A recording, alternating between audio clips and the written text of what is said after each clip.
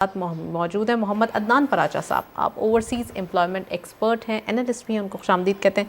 السلام علیکم عدنان صاحب, welcome to the show. Program کا باقاعدہ آغاز کریں گے. میں یاسر صاحب سے پوچھنا چاہوں گی. یاسر صاحب, کرائسس ہیں وہ جا کے حل ہوں گے. رائٹ, میں عدنان صاحب سے انٹروڈکٹری کامنٹ لوں گی. عدنان صاحب, ویلکم ٹو دا شو. سب سے پہلے یہ بتائیے کہ امپلائمنٹ جنریٹ ہونے کی بات ہو رہی ہے, اکانومک ایک سچویشن کیسے دیکھتے ہیں, اور اس سچویشن کے اندر امپلائمنٹ جنریٹ کرنا بھی ایک چیلنج ہے. امپلائمنٹ جنریٹ کرنی ہے کیونکہ پاپولیشن کا ایک چنک, ایک بہت بڑا بلک میں پاپولیشن بڑھتی ہوئی دکھائی دے رہی ہے, اور اس چنک کو بھی آپ کو کام پہ لگانا ہے. تو کیسے آپ دیکھتے ہیں پاکستان میں یا اوورسیز ہمارے پاس کتنی گنجائش کریٹ ہوتی ہے؟ جی شکریہ. جی دیکھیں, اس کے اندر سب سے پہلے تو یہ دیکھنے میں آئے گا کہ پچھلے 1-1.5 سال کے اندر جو ہماری پولیٹیکل انسٹیبلٹی اور اکنامک انسٹیبلٹی جو پاکستان میں تھی اس کا جو امپیکٹ پڑا ہے وہ ان امپلائمنٹ پہ پڑا, اور ان امپلائمنٹ کی وجہ سے ہماری جو یہاں پہ یوتھ ہے وہ یوٹیلائز نہیں ہو سکی. اچھا, اس کے اندر دو سینیریوز یہ ہیں کہ ایک, آپ اپنے ان امپلائمنٹ کو ختم کرنے کے لیے یہاں سے آپ ایکسپورٹ بڑھائیں, لوکل انڈسٹری آپ کی ہے وہ اپنی ایکسپورٹ بھی بڑھائیں اور لوکل انڈسٹری بھی چلے, جو کہ پچھلے کچھ عرصے میں آپ نے دیکھا ہے کہ ملک کے اندر 50-60% ہماری ایکسپورٹ ہو گئی تھی, جو کہ اب دوبارہ بڑھنا سٹارٹ ہو گئی ہے. اچھا, اس کے ساتھ ساتھ ہماری جو یوتھ ہے جو کہ ہماری اوورسیز جاتی تھی, وہ اوورسیز امپلائمنٹ ہماری کتنی انکریز ہوئی ہے. 2022 میں دیکھیں 8,32,000 تھی, اور ابھی وہ جو یوتھ ہے ہماری جو امپلائمنٹ جنریشن ہوئی ہے وہ 8,49,000 کے قریب اس ٹائم پہ ہو چکی ہے.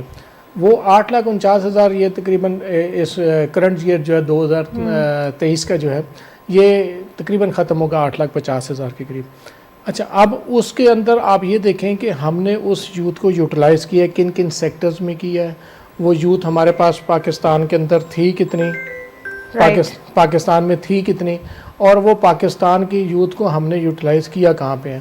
لوکل انڈسٹری میں ہم نے یوٹیلائز کیا, ساتھ ہم نے ایکسپورٹ کے اندر یوٹیلائز کیا. ہم نے وہ یوٹیلائز جو کیا ہے اس سے ہمیں جو ہے رسپانس کیا مل رہا ہے ریمیٹنسز کی صورت میں, اور یہاں پہ جو ان امپلائمنٹ ختم ہوئی ہے اس کی وجہ سے ہمارے کیا اسٹریٹ کرائمز اور دوسری جو ایکٹیویٹیز ہے جو کہ ان ہیلتھی ہے پاکستان کے لیے, وہ کیا ختم ہوئی ہیں کہ نہیں آئی. اس کا ایک پورا انالیسس ہے.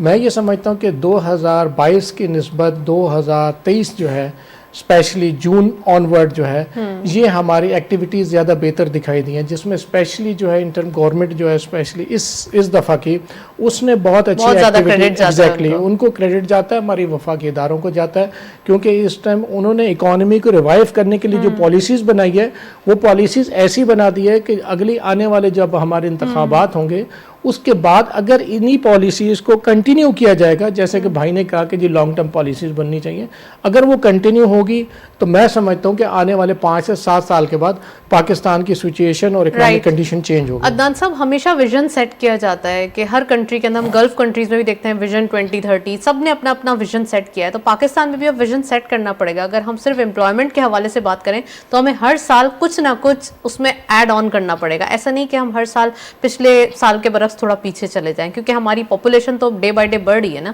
ایگزیکٹلی, بہت اچھی بات کی آپ نے, بالکل ٹھیک ہے کہ دیکھیں ہماری جو یوتھ ہے اس ٹائم پہ 55 سے 60% ہے, ہمارے پاس گریجویٹس بڑھ رہے ہیں ہر سال, ہماری پاپولیشن بڑھ رہی ہے, اور ہمارے پاس مین جو ہمارے پاس جو کیپٹل ہے, ہمارا ایسٹ جو ہے وہ ہماری یوتھ ہے.